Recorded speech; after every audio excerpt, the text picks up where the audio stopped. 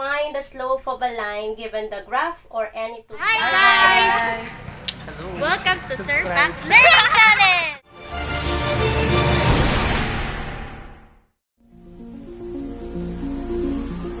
Good morning, learners! Ngayon, I'm going to present to you how to find the slope of a line given the graph or any 2 points. So, slope. When we say slope, this is the steepness of a line. It characterizes the direction of the line also. And the slope is denoted by small letter m. So, this is the symbol for slope.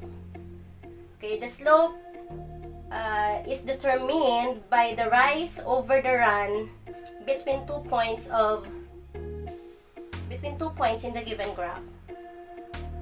Or if the graph is not given but 2 points on it are given, you may use the formula m is equal to y sub 2 minus y sub 1 all over x sub 2 minus x sub 1, where x sub 1, y sub 1, and x sub 2, y sub 2 are the coordinates of the given point.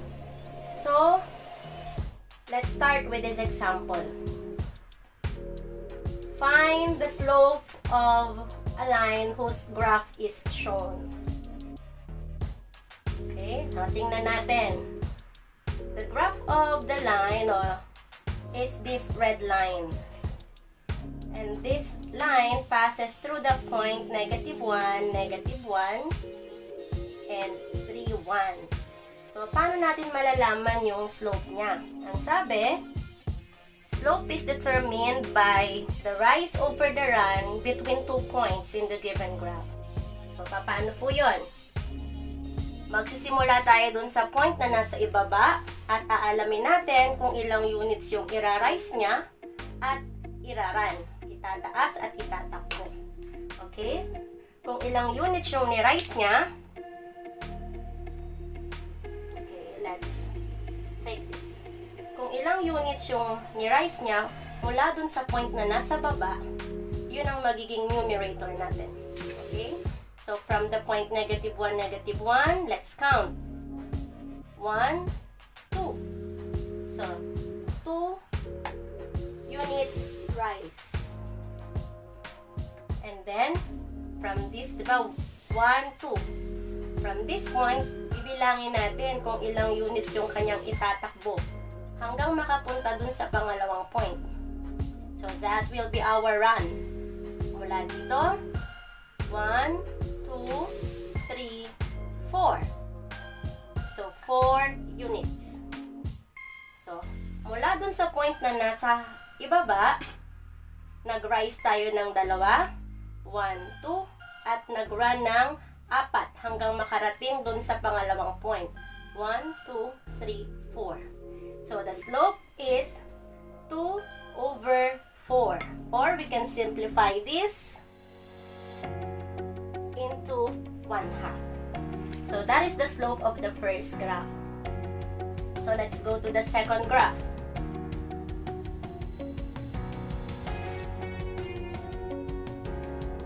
Find the slope of a line whose graph is shown. So, the graph of the line is this red line. Again, magsisimula tayo dun sa point na nasa baba hanggang makarating dun sa point na nasa taas ng graph natin. Bibilangin natin kung ilang units yung ira-rise niya at ira-run hanggang makarating sa point na nasa taas. Lagi tayong magsisimula sa point na nasa baba. Okay, so let us count now. From the point 2, -1, akyat tayo. 1, 2, 3, 4, 5, 6, 7. So, umakyat tayo ng 7 units. Mula dito, bilang tayo kung ilang units ang ira-run hanggang makarating doon.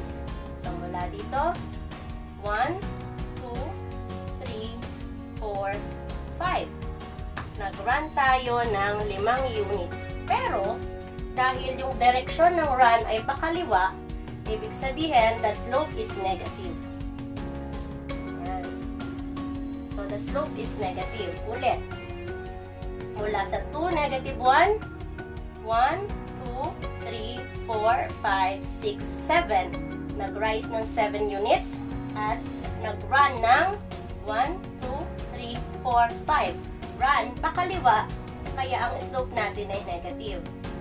Okay, therefore, the slope of this is negative 7 over 5. Okay, tingnan natin no, yung sa unang graph, positive ang slope. Bakit? Kasi nag-run tayo ng pakanan. Mula sa point sa baba, akyat, run to the right. Kapag yung run mo to the right, positive ang slope. Kapag yung run mo to the left, negative ang slope. Okay? So, that's how we determine the slope of a line if the graph is given. Okay?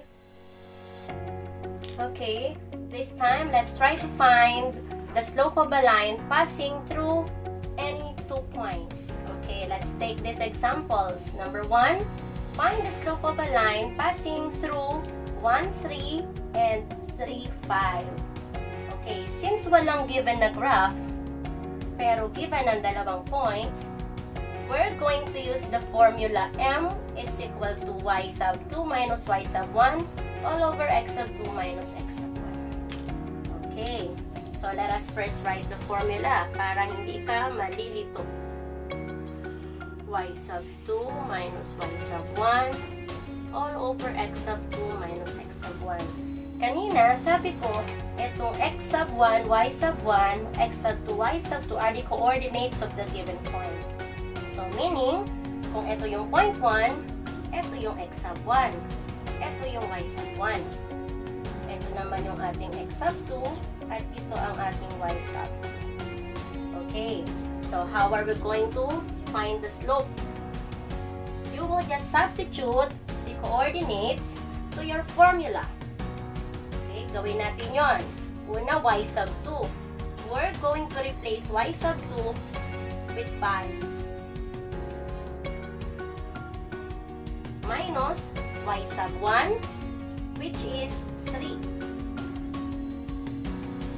All over x sub 2, which is 3, minus x sub 1, which is 1. And we will just solve that. 5 minus 3 is 2.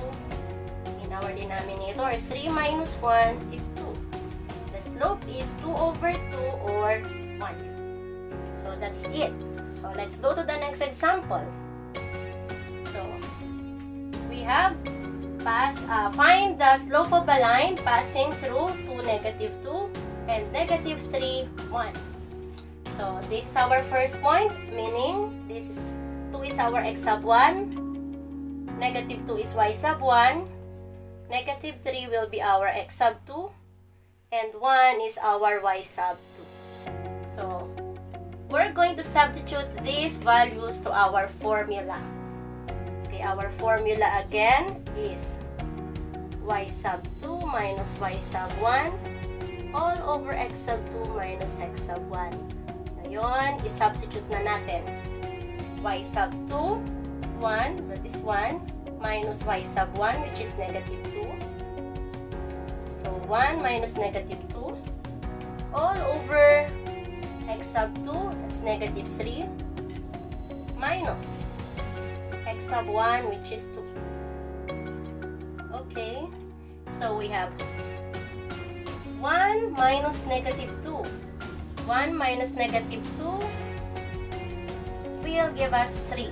So, remember, whenever we subtract integers, we change the sign of the subtrahend and proceed to addition. So, negative and negative, it will become positive. Negative times negative is positive.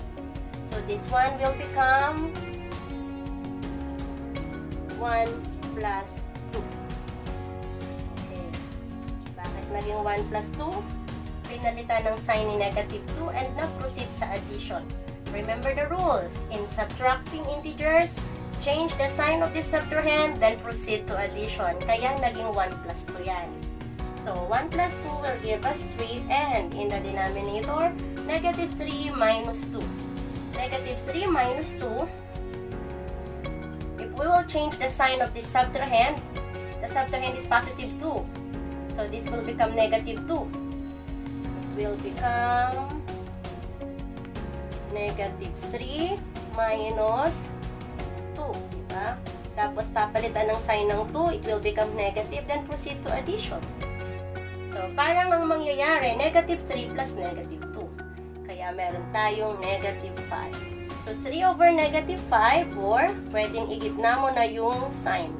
The slope is negative 3 over 5. So, ganun kung paano kino-compute ang slope given 2 points or any 2 points on the line. So, I hope you learned something. See you next discussion. Bye for now.